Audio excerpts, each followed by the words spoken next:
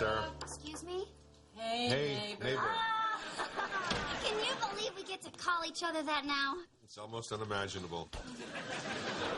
So, Mom, what are we going to tell us? Well, as you kids know, next week is my birthday. And this year, instead of buying me a gift, I just want each of you to write me a letter. I want to know about your loves, your dreams, the things that are important to you. Don't we tell you those things all the time? No. I'm not talking about everyday stuff. I'm looking for something more. Well, intrusive's the wrong word, but you get what I'm going for. Oh, Dad. Little thing. Some of your patients are parking in front of my house. If you could get them to stop, that'd be great. I thank you in advance for your cooperation. Whoa. People have parked there for years. You move in next door, all of a sudden it's a big deal? It's just, as a neighbor, you have to respect other neighbors, and this neighbor would prefer they park in your driveway. Mm-hmm. May I remind you that this neighbor was brought into the world by these neighbors? People are cutting across my lawn. They're loitering on my sidewalk. This one guy comes like every day and he just sits in his van staring through my window waiting for his appointment.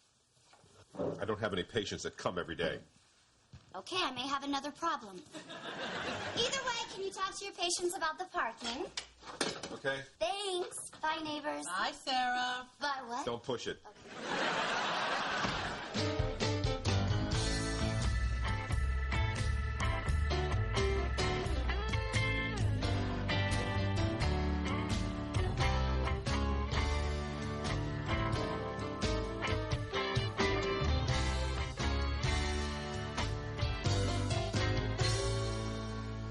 Did you finish the letter? Oh, so annoying. Our hopes, our dreams. Why does she need to know this stuff? Because Mom is an emotional vampire. Our hopes and dreams are the blood that sustains her. This letter is an invasion of our privacy. We should tell her we're not writing it. No way. You have a place to hide. I live here. That's right, Tim. You do live here. You share a house with her. You share a life with her. Every day at noon, you share a Cobb salad with her. Share. Would it kill her to give me a little chopped egg? The only thing you have of your own is what's inside you. Don't give her that, too. You're right. You bet I am. How dare she? She can't make us do anything. She's not getting any letters. She's getting a gift like a normal mom. An expensive gift. That'll show her. Hey. Hey.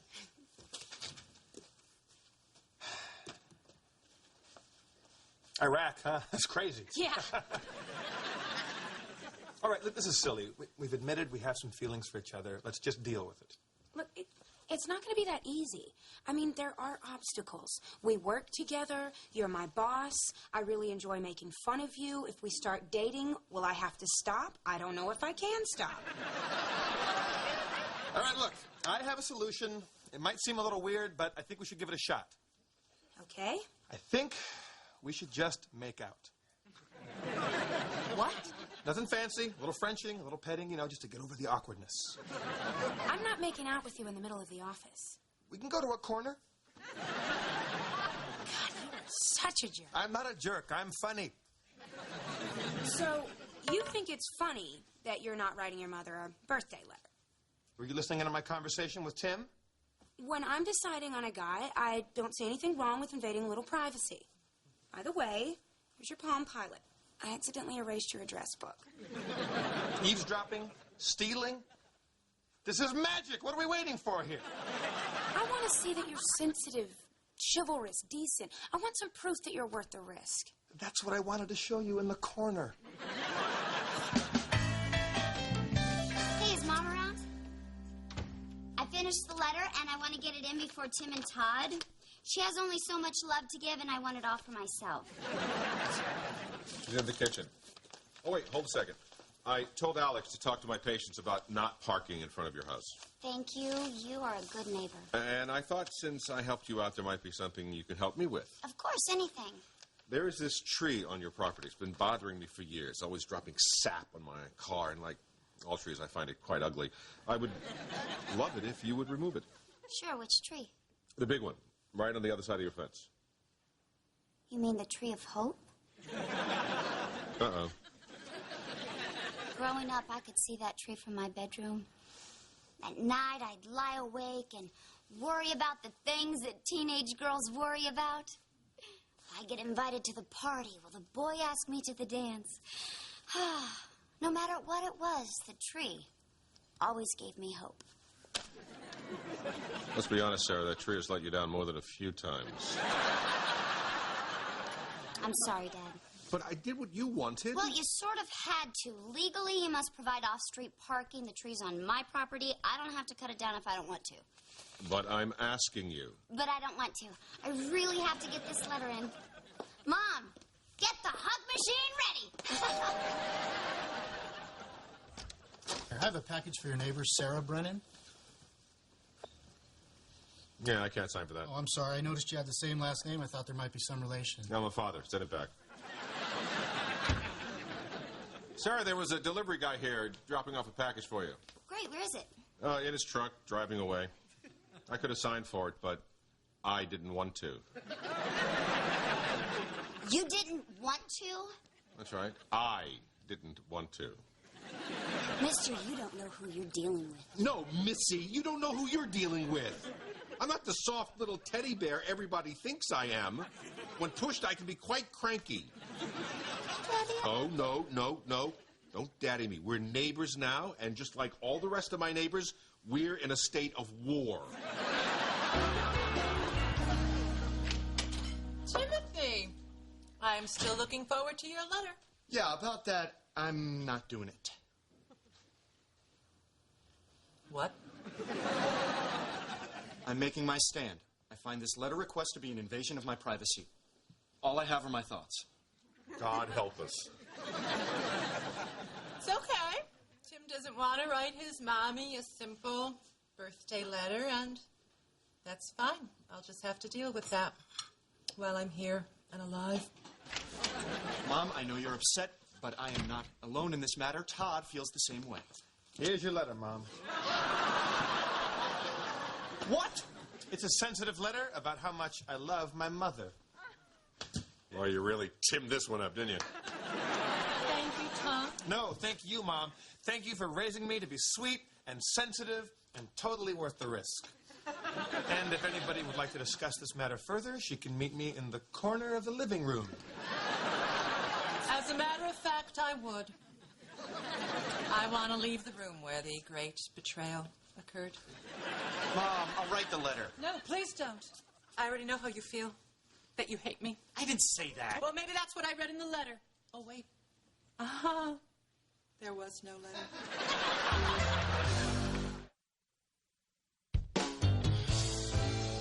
Hey, neighbor. Seem like you're in a good mood? Why wouldn't I be? The sun is out, there's oatmeal in my belly, and I live in a wonderful community. Hey, does anyone here drive a white Audi? I do. Oh, hey, Mr. Wilson. What's up? It's being towed. What? It was in front of my house, that's the law. You're having me towed? Oh, it's really something between me and my dad. How's Debbie? I can't believe you're actually doing this. Blue Volvo, you're next. Hi, Sheila. Yeah, well, all right, that's it. The tree of hope is coming down, and I'm going to chop it up in little pieces. And then I'm going to put it in the fireplace, and I'm going to make s'mores, and you're not invited. Hey, Alex, I thought about what you said, and I wanted to get something nice for you. A check for $50. I hope it fits. I guess this is you trying. Yes. I got the gift. I wrote my mom the letter. I ended up talking to her for like 20 minutes in the corner. I'm putting on a show for you. I just wish there was a sign. The sign? Okay. When I was 20, I met this guy at a bar. We hit it off, but I wasn't sure, so I never called him. 2 weeks later, my car breaks down. So I go wait for a bus. Bus pulls up. Guess who's driving the bus? That's right, the guy from the bar. You dated a bus driver? No, he stole the bus. And you're not sure about dating me? I just need a sign. Okay. Whoa! What? I just saw a squirrel that looks like me carrying an acorn that looks like you. Hey, Mom, let me ask you something. Who do you think would survive better, a caveman living in modern times or a modern man living in caveman times.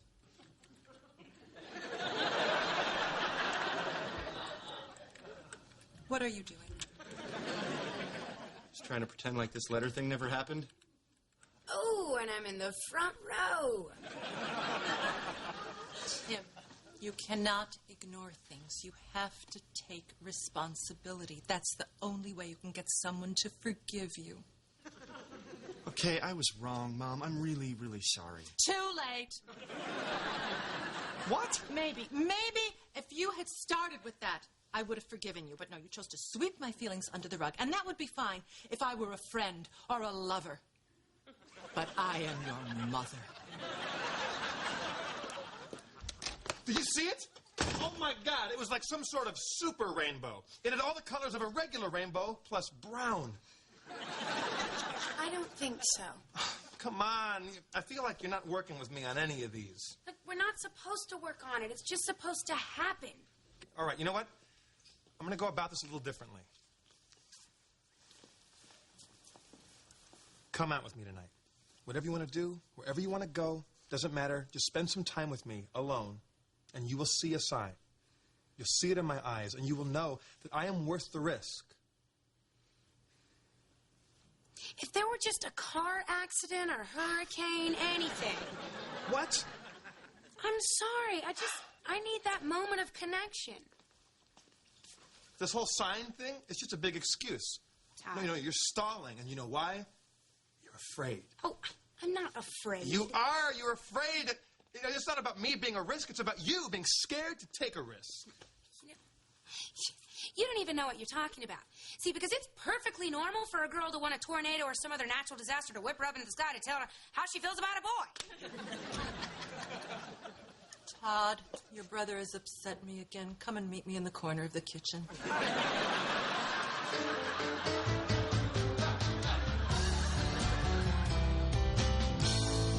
I got her. You got who? Your sister. That's who. I talked to a lawyer, and because the roots of Sarah's tree are cracking my driveway, I have the legal right to tear the bastard down.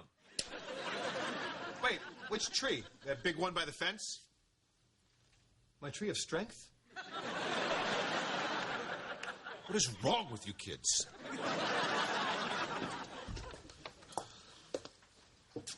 What are you doing? I'm trying to get back in Mom's good graces. I cleaned up my room, I raked the lawn, and I got a pot roast in the oven. It smells kind of weird. I added marshmallows. Hold on, you're doing all of this just to make it up to your mother? Not just that. Behold, the haircut of Tim. You know, I never realized why it mattered so much to her. Now I understand. You're a beautiful boy. Has she seen this? No, not yet. I was going to wait until after dinner and lead by saying, now here's dessert. Do you think she'll forgive me? Let's hope so. Beautiful. You know that Tim's in there right now, folding laundry and making a roast? Really? Why? He's trying to make it up to you. Oh, mission accomplished. I'm going to go and forgive him. No. You cannot forgive him. Why? We can get things from him. Please. How much could we really hope to get? I'm going to tell you something, and I'm going to trust that you won't scream. Tim got a haircut. I let you go, or you're going to be okay? Tell me about the haircut. Is it short? It's short. It's wonderful, but I think we can hold out for something bigger. Like wearing dress shirts? Like him moving out of the house. All you have to do is continue not to forgive him. Oh, I don't know. Oh, come on. Annie, look, he got the job in the first place because he thought I gave up on him. I mean, without your love and affection, who knows how far he can go? Do you think other parents do these things to their children? Absolutely. And look, and when he's set and on his way, then we can shower him with affection, and then he will have earned it. We won't be doing it just because he's our son. We'll be doing it because we truly love him. Mom, I would like to apologize for everything that has happened. Now here's dessert. Tim, obviously your mother is still very upset. This didn't work, but don't give up. Look. Tim's birthday letter. I guess it wouldn't hurt to take a little peek. Hey, they shine my shoes. He shined my shoes. Dear Mom, this is not the birthday letter that you were hoping for. It's clear we've reached a breaking point. One of us needs to go, and seeing as how you're married to Dad, I figure it should be me. Cha-ching! I will be spending tonight at Sarah's and leaving tomorrow for Los Angeles, where my company has an office. The Los Angeles office. Oh, my God! All right, well, you see, I wasn't expecting quite as big a move, but let's look on the upside. Now we can focus on Sarah. Really get her ship shape, huh? I've got to go talk to him. No, it's too soon. Annie, you caved now. He's going to move back. Peter, he cannot move to Los Angeles. We're so close to pulling it together. If we play our cards right, we could have another Todd on our hands. I'm sorry. We'd be one Sarah away from having all Todds. Hey, Mom. Dr. Brennan. We need to talk to Tim. Unless he's busy, in which case we can talk to him when he flies home for a visit. Tim. What is that sound? Well, that's the sound of the law. You're cutting down my tree? I'm sorry, sweetheart. The war is over. But the hug machine is locked and loaded. What are those people doing to my tree of eternal happiness? I can't believe you're doing this. Hey, Dad. Mrs. Brennan? Tim, I got your letter. Good. Look, honey, I'm sorry. I was unfair to you, and you didn't deserve any of it. Please forgive me. You didn't even say anything about my new haircut. I love it. And I love you. I love you, too.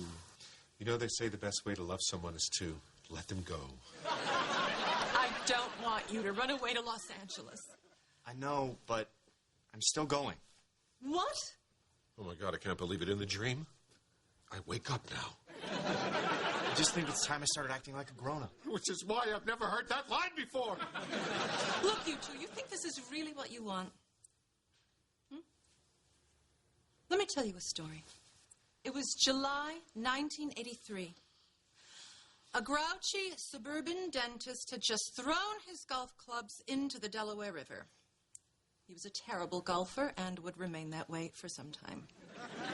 He came home angry at himself, angry at the world, angry at Vic Finkel, who beat him so soundly. Vic Finkel was a cheater. And so his wife, his beautiful, loving, leggy wife, took his infant son, his baby, and put him into his arms.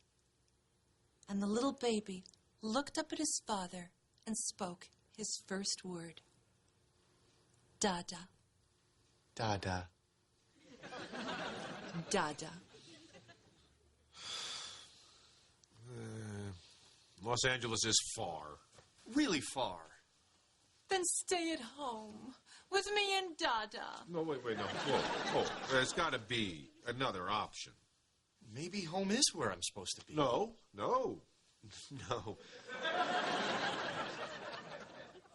What about here? Here?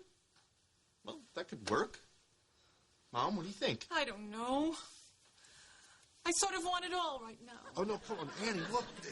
It'll just be you and me at home again. Doesn't it make you happy? It makes me happy. Let's be happy. Okay. It's time. Thanks a lot. I couldn't get them to stop. Would it be all right if I lived here for a while? You want to live here? Yeah. Of course you can live here. Oh, my God. What's really happening? They're out of the house. The dream is real!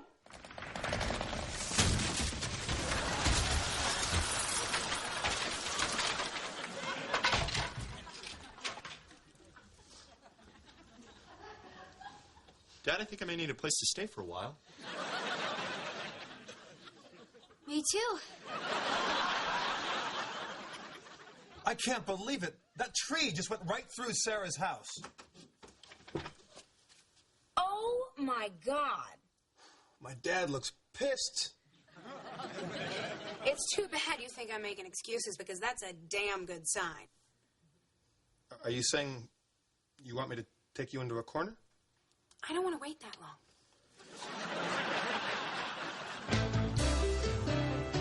Good night, dear. Good night, honey. Good night, Mom. Good night, Tim. Good night, Tim. Good night, Sarah.